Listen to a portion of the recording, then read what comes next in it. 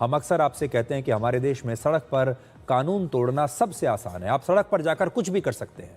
आप सड़क पर जाकर स्टंट कीजिए, रील्स बनाइए, रॉन्ग साइड चलिए, तेज गाड़ी चलाइए, और लोग करते भी हैं। लेकिन अब जो लोग दिल्ली और दिल्ली के पास गुरुग्राम में रॉन्ग साइड ड्राइविंग करेंगे, उन पर एफआईआर दर्ज की जाएगी। चालान नहीं, एफआईआर होगा। और दिल्ली में तो एफआईआर दर्ज करने का सिलसिला शुरू हो चुका है। यानी अभी तक जो लोग सिर्फ चालान देकर बच जाते थे, अब उनके खिलाफ आपराधिक मामले दर्ज होने लगे हैं। ये एफआईआर भारतीय न्याय संहिता 2023 की धारा 281 के तहत दर्ज की गई है। ये धारा तेज या लापरवाह तरीके से गाड़ी चलाने को लेकर है। इसमें दोषी होने पर 6 महीने की जेल या 1000 रुपए का जुर्माना या दोनों हो सकते हैं। और एफआईआर दर्ज होने के बाद आपकी गाड़ी को जब्त कर लिया जाता है।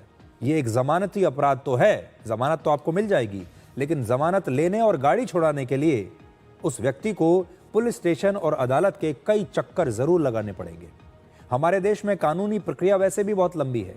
ऐसे में अगर किसी के खिलाफ एफआईआर दर्ज हो भी जाती है तो शायद वो पूरी जिंदगी दोबारा रॉन्ग साइड गाड़ी चलाने की हिम्मत शायद ना करे, और ये उसके लिए एक बड़ा सबक बन सकता है। दिल्ली में इस समय रॉन्ग साइड में वाहन चलाने पर पहली बार 5000 रुपए का जुर्माना है, दूसरी बार 10,000 रुपए का जुर्माना, जबकि देश के दूसरे राज्यों में पहली बार रॉन्ग साइड ड्राइविंग पर जुर्माना 500 रुपए से लेकर 5000 रुपए तक है। दिल्ली में वर्ष 2025 में रॉन्ग साइड ड्राइविंग के 3 लाख से ज्यादा मामले दर्ज हुए, 3 लाख, जबकि 2024 में एक साल पहले यह संख्या 2.5 लाख थी। 2025 में दिल्ली के पास गुरुग्राम में भी रॉन्ग साइड ड्राइविंग की वजह से करीब 2 लाख गाड़ियों के चालान काटे गए, फिर भी लोग मानने के लिए तैयार नहीं है। वैसे तो हमारे देश में गलत दिशा में गाड़ी चलाना एक स्मार्ट शॉर्टकट माना जाता है, लेकिन इससे कई लोगों की जिंदगी खतरे में पड़ सकती है। आज हमारे देश में सड़क हादसे सिर्फ गलती से एक्सीडेंट नहीं होते, बल्कि ये पहले से तय लापरवाही का नतीजा भी होते हैं।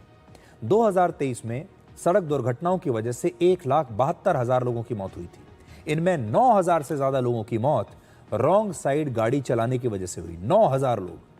ओवर स्पीडिंग के बाद यह सड़क पर मौत की दूसरी सबसे बड़ी वजह है। दुर्भाग्य की बात यह है कि रॉन्ग साइड ड्राइविंग के मामलों में अक्सर जान उस व्यक्ति की जाती है जो राइट साइड पर चल रहा होता है, क्योंकि उसे यह उम्मीद ही नहीं होती कि सामने से कोई गाड़ी रॉन्ग साइड से भी आ जाएगी। रॉन्ग साइड में वाहन चलाने से रोकने के लिए आप ट्रैफिक पुलिस में कितने लोगों की भर्ती करेंगे? एक बड़ा सवाल यह भी है कि हम क्या हर शहर में, हर सड़क पर, हर ट्रैफिक लाइट पर ट्रैफिक पुलिस के लोगों को खड़ा कर सकते हैं? क्या हमारे पास इतने लोग हैं? तो इसे ठीक करने के लिए अब हमें टेक्नोलॉजी की मदद लेनी बहुत ज़रूरी हो गई है। अब एआई की मदद से गाड़ियों के रजिस्ट्रेशन, उस गाड़ी के ड्राइवर का आधार कार्ड और ड्राइविंग लाइसेंस और फिर उसके बैंक अकाउंट को आपस में हमें जोड़ना होगा, जिससे ट्रैफिक नियम तोड़ने पर तुरंत कार्रवाई होगी। उसी समय पता चल जाएगा कि किसने ये नियम तोड़े हैं। अगर चालान हुआ है तो उसी समय आपके बैंक से आपके पैसे भी कट जाएंगे। आजकल लोग चालान को भी गंभीरता से नहीं लेते, इसलिए टेक्नोलॉजी का इस्तेमाल करना जरूरी है। अगर आप विकसित देशों में जाएंगे तो आपको ट्रैफिक पुलिस का कोई व्यक्ति सड़क पर मिलेगा ही नहीं, आपको वहां पुलिस दिखाई ही नहीं देगी, क्योंकि सब कुछ टेक्नोलॉजी की वजह के जरिए होता है। वहां पर कैमरे लगे हुए हैं, अपने आप आपके घर पर चालान आ जाएगा, और ये सब कुछ टेक्नोलॉजी से होता है और आपको वो चालान देना ही पड़ेगा। आज हम एक सुझाव ये भी देना चाहते हैं कि यातायात से जुड़े इस प्रकार के अपराधों के लिए अलग से एक ट्रैफिक कोर्ट बननी चाहिए, यातायात अदालत अलग होनी चाहिए, जिसमें इन मामलों में तुरंत फैसला हो सके। अब आप देखिए, हमारी अदालतों में तो ऐसे ही इतने सारे केस चल रहे हैं।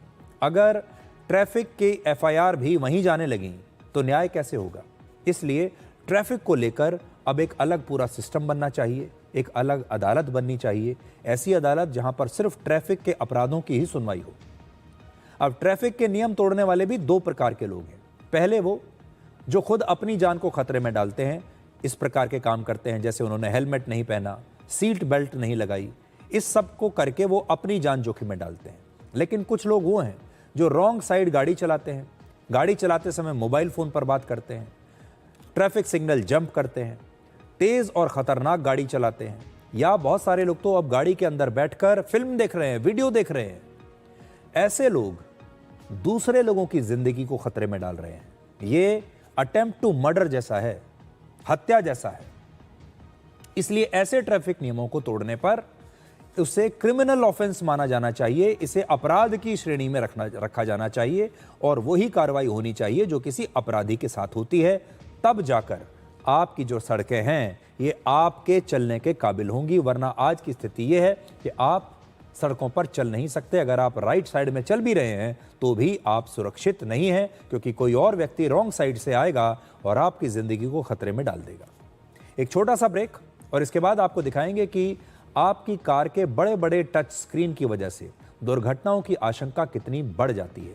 इसलिए जो मैनुअल बटन्स पहले के ज़माने में आपकी गाड़ियों में आया करते थे, अब दोबारा से उन्हीं मैनुअल बटन्स की वापसी हो रही है आपके डैशबोर्ड में।